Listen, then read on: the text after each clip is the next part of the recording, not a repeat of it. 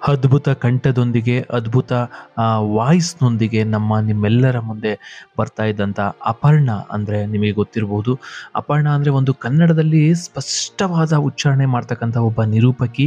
ಮತ್ತು ನಾವು ಚಂದನ ವಾಹಿನಿಯಲ್ಲಿ ನೀವು ನೋಡ್ಬೋದು ಅವರ ನಿರೂಪಣೆಯನ್ನು ನಾವು ಕೇಳಿರ್ತೀವಿ, ನೋಡಿರ್ತೀವಿ. ಮತ್ತು ಅನೇಕ ರಾಜ್ಯ ಸರ್ಕಾರದ ಅನೇಕ ಸರ್ಕಾರಿ ಕಾರ್ಯಕ್ರಮಗಳಲ್ಲಿ ಅವರು ಭಾಗಿಯಾಗ್ತಾ ಇದ್ರು ಮತ್ತು ನಿರೂಪಣೆಯನ್ನು ಮಾಡ್ತಾ ಇದ್ರು. ಮತ್ತು ಯಾವುದೇ ಕಾರ್ಯಕ್ರಮಗಳಾಗಲಿ, ಯಾವುದೇ ಫಂಕ್ಷನ್‌ಗಳು ಕಾರ್ಯಕ್ರಮಗಳು ಏನು ಹೇಳ್ತೀವಿ ಅದರಲ್ಲಿ ಒಂದು ಸ್ವಚ್ಛಂದವಾದ ಅಂದರೆ ಸುಂದರವಾದ ಕನ್ನಡವನ್ನು ಮಾತಾಡ್ತಾ ಇದ್ದಂತಹ ಅಪರ್ಣ ಅವರು ಇಹಲೋಕವನ್ನು ತ್ಯಜಿಸಿದ್ದಾರೆ. ಅಂದರೆ ಏನಾಗಿತ್ತಪ್ಪ ಅವ್ರಿಗೆ, ಯಾಕೆ ಇದ್ದಕ್ಕಿದ್ದಂಗೆ ಈ ಥರ ಒಂದು ಶಾಕಿಂಗ್ ನ್ಯೂಸ್ ಬಂತು ಅಂತ ನಾವು ನೋಡೋದಾದರೆ, ಕ್ಯಾನ್ಸರ್‌ನಿಂದ ಅವರು ಬಳಲ್ತಾ ಇದ್ರಂತೆ. ಶ್ವಾಸಕೋಶದಲ್ಲಿ ಕ್ಯಾನ್ಸರ್ ಆಗಿತ್ತಂತೆ. ಬಟ್ ಇದೂ ಸಹ ಅಷ್ಟು ಬೆಳಕಿಗೆ ಬಂದಿರಲಿಲ್ಲ. ಸಡನ್ನಾಗಿ ಈ ರೀತಿ ಆದಂತಹ ನಂತರವೇ ಅವರ ಮನೆಯವರು ಹೇಳಿದಂತಹ ವಿಚಾರವಾಗಿ, ಅವರ ಪತಿ ಹೇಳಿದಂತಹ ವಿಚಾರ ಇದು. ಕ್ಯಾನ್ಸರ್‌ನಿಂದ ಬಳಲ್ತಾ ಇದ್ರಂತೆ. ತುಂಬ ದಿನಗಳಿಂದ ಕ್ಯಾನ್ಸರ್‌ನಿಂದ ಬಳಲ್ತಾ ಇದ್ರಂತೆ. ಅವರು ಬನಶಂಕರಿಯಲ್ಲಿ ಇರ್ತಕ್ಕಂಥ ಸೆಕೆಂಡ್ ಸ್ಟೇಜ್ ನಿವಾಸದಲ್ಲಿ ಸಂಜೆ ಕೊನೆಯ ಉಸಿರನ್ನು ಎಳೀತಾರೆ. ಸೊ ಇಹಲೋಕವನ್ನು ತ್ಯಜಿಸ್ತಾರೆ, ಭೂಮಿಯನ್ನು ಬಿಟ್ಟು ಹೋಗ್ತಾರೆ. ನಮ್ಮ ಕನ್ನಡ ಪ್ರಭದಲ್ಲಿ ಅಂಕಣ ಬರಿತಾ ಇದ್ರು. ಅವ್ರು ಏನೆಲ್ಲ ಕೆಲಸ ಮಾಡ್ತಾ ಇದ್ರು ಅಂತ ನೋಡಿದ್ರೆ, ಕನ್ನಡ ಪ್ರಭದಲ್ಲಿ ಅಂಕಣವನ್ನು ಬರಿತಾ ಇದ್ರು. ಮತ್ತು ಅಪರ್ಣ ಕನ್ನಡ ಚಿತ್ರರಂಗದಲ್ಲಿ ಸಕ್ರಿಯವಾಗಿ ನಟಿಸ್ತಾ ಇದ್ರು ಮತ್ತು ನಿರೂಪಣೆಯನ್ನು ಮಾಡ್ತಾ ಇದ್ರು. 1984ರಲ್ಲಿ ತೆರೆಕಂಡ ಪುಟ್ಟಣ್ಣ ಕಣಗಾಲರ ಮಸಣದ ಹೂವು ಚಿತ್ರದಿಂದ ಬೆಳಕಿಗೆ ಬಂದಂತಹ ನಟಿ ಸಹ ಇವರು. ನಂತರ ಇನ್ಸ್ಪೆಕ್ಟರ್ ವಿಕ್ರಮ್ ಮೊದಲಾದ ಚಿತ್ರಗಳಲ್ಲಿ ನಟಿಸಿದರು.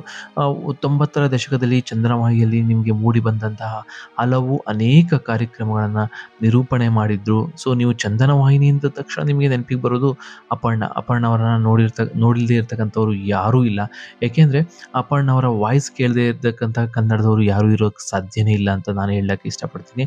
ನಂತರ ಭಾರತ ಸರ್ಕಾರದ ವಿವಿಧ ಭಾರತೀಯ ರೇಡಿಯೋ ಜಾಕಿಯಾಗಿ ಕೂಡ ಕಾರ್ಯನಿರ್ವಹಿಸ್ತಾರೆ. 1998ರಲ್ಲಿ ನಡೆದ ದೀಪಾವಳಿ ಕಾರ್ಯಕ್ರಮವೊಂದನ್ನು 8 ಗಂಟೆಗಳ ಕಾಲ ನಿರೂಪಣೆ ಮಾಡಿ ದಾಖಲೆಯನ್ನು ಸಹ ಬರೀತಾರೆ. ಅಂದರೆ 8 ಗಂಟೆಗಳ ಕಾಲ ಕಂಟಿನ್ಯೂಸ್ ನಿರೂಪಣೆ ಮಾಡೋದು ಅಂದರೆ ಸುಲಭದ ವಿಚಾರ ಅಲ್ವೇ ಅಲ್ಲ. 1998ರಲ್ಲಿ ನಡೀತಕ್ಕಂಥದ್ದು ಕಾರ್ಯಕ್ರಮ. ಮತ್ತು ಕಿರುತೆರೆಯಲ್ಲಿ ಮೂಡಲ ಮನೆ, ಮುಕ್ತ ಮುಂತಾದ ಧಾರಾವಾಹಿಗಳಲ್ಲಿ ನಟಿಸಿರ್ತಾರೆ. ಮುಕ್ತ ಧಾರಾವಾಹಿ ಅಂತೂ ನಿಮಗೆ ಕೇಳಿರ್ತೀರ ಖಂಡಿತ. ಅದು ಒಂದು ದೊಡ್ಡ ಇತಿಹಾಸವನ್ನೇ ಬರೀತು ಅಂತ ಹೇಳಿದ್ರೆ ತಪ್ಪಾಗಲಾರದು. ಮುಕ್ತ ಅದೊಂದು ಕಾನೂನಿಗೆ ಸಂಬಂಧಪಟ್ಟಂಥ ಒಂದು ಲಾಯರ್ ವಾದಗಳಿಗೆ ಸಂಬಂಧಪಟ್ಟಂತಹ ಒಂದು ಸೀರಿಯಲ್ ಅಂತ ಹೇಳ್ಬೋದು. ಮತ್ತು 2013ರಲ್ಲಿ ಬಿಗ್ ಬಾಸ್ ಕನ್ನಡದ ಮೊದಲ ಸೀಸನ್ನಲ್ಲಿ ಭಾಗವಹಿಸಿದ್ರು ಅಪರ್ಣ ಅವರು.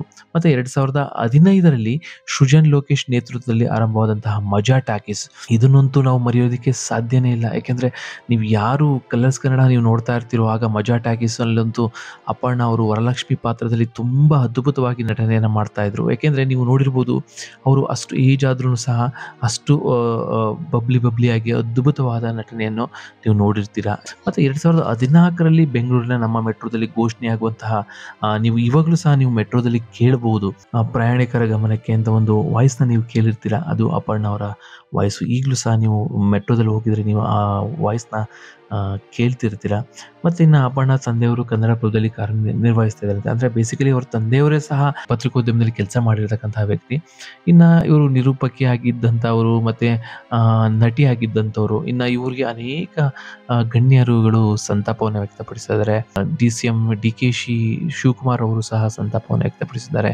ಆಮೇಲೆ ಈ ಅಪರ್ಣ ಅಂದ ತಕ್ಷಣ ನಮಗೆ ಬರೋದೇನೆಂದರೆ ಸ್ಪಷ್ಟ ಕನ್ನಡ, ಅಂದರೆ ಸ್ಪಷ್ಟವಾದ ಕನ್ನಡ, ಸ್ವಚ್ಛಂದವಾದ ಕನ್ನಡ ಮತ್ತು ಕನ್ನಡವನ್ನು ಎಷ್ಟು ಅದ್ಭುತವಾಗಿ ಬಳಸಲಿಕ್ಕೆ ಸಾಧ್ಯ ಅಂತ ಅಂದರೆ ಅದು ಅವರಿಂದ ಮಾತ್ರ. ಅಂದರೆ ನಾವೇನೇ ಮಾತಾಡಿದ್ರು, ನಾವು ಇತ್ತೀಚಿನ ದಿನಗಳಲ್ಲಿ ನಾವು ಎಲ್ಲ ಮಾತಾಡ್ತಾ ಇದ್ದರೆ ಇಂಗ್ಲೀಷ್ನ ಮಿಕ್ಸ್ ಮಾಡಿ ಮಾತನಾಡ್ತಕ್ಕಂಥದ್ದು ನಮ್ಮೆಲ್ಲರ ರೂಢಿಯಾಗಿದೆ. ನಾವಾಗ್ಬೋದು, ಯಾರೇ ಆಗಲಿ ಕನ್ನಡದ ಜೊತೆಗೆ ಇಂಗ್ಲೀಷ್ ಅಂದರೆ ಕಂಗ್ಲೀಷ್ ಅಂತ ಏನು ಕರಿತೀವಿ ಅದನ್ನು ಮಾತಾಡ್ತಕ್ಕಂಥದ್ದು ಎಲ್ಲರ ರೂಢಿಯಾಗಿದೆ. ಆದರೆ ಇವರು ಮಾತ್ರ ಒಂದು ಅದ್ಭುತವಾದ ಕನ್ನಡವನ್ನು ಮಾತಾಡ್ತಾಯಿದ್ರು. ಖ್ಯಾತ ನಿರೂಪಕಿ, ನಟಿ ಅಪರ್ಣ ಅವರ ಸಾವಿನಿಂದ ಮನಸ್ಸಿಗೆ ಅಪಾರವಾದ ಉಂಟಾಗಿದೆ. ಯಾಕೆಂದರೆ ಇಡೀ ರಾಜ್ಯಕ್ಕೆ ಒಂದು ತುಂಬಲಾರದ ನಷ್ಟ ಅಂತ ಹೇಳಿದ್ರೆ ತಪ್ಪಾಗಲಾರದು.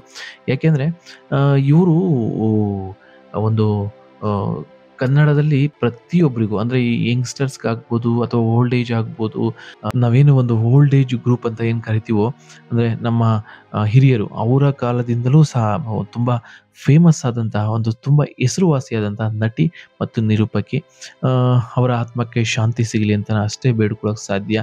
ಮತ್ತೆ ಅವರ ಕುಟುಂಬದವರಿಗೆ ಮತ್ತೆ ಸ್ನೇಹಿತರಿಗೆ ಆ ನೋವನ್ನ ತಡ್ಕೊಳ್ಳುವಂತ ಶಕ್ತಿ ಭಗವಂತ ಕಲ್ಪಿಸ್ಲಿ ಅಂತ ಹೇಳ್ತಾ, ಈ ಒಂದು ಪುಟ್ಟ ಪರಿಚಯವನ್ನ ನಾನು ಮುಗಿಸ್ತಾ ಇದ್ದೀನಿ.